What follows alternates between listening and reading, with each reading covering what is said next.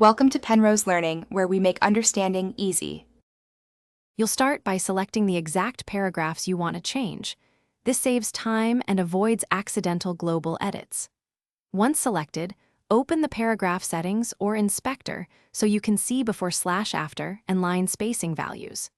Make sure the style applied to these paragraphs isn't locked or will override manual changes. If it is, either edit the style or unlink it temporarily. Doing these prerequisites now prevents rework later and ensures your changes persist where you expect them. Now change the actual settings.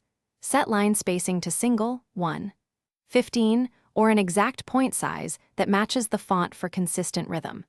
Next, reduce the before and after paragraph spacing to 0 or a small value like 6 pt so paragraphs sit closer together. Use the numeric fields or arrow keys for precise 1 pt increments and watch the live preview as you adjust, because visual feedback tells you whether text density remains readable.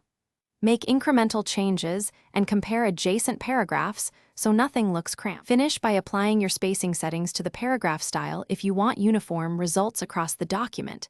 This avoids repeating the process. Scan for hidden causes, extra blank lines, manual line breaks, or list settings that add spacing. If spacing reverts later, double-check style inheritance and whether direct formatting is being overridden by a higher-level template. Clearing direct formatting and reapplying the style often fixes that. One quick troubleshooting tip: toggle show formatting marks to reveal stray returns that create extra gaps.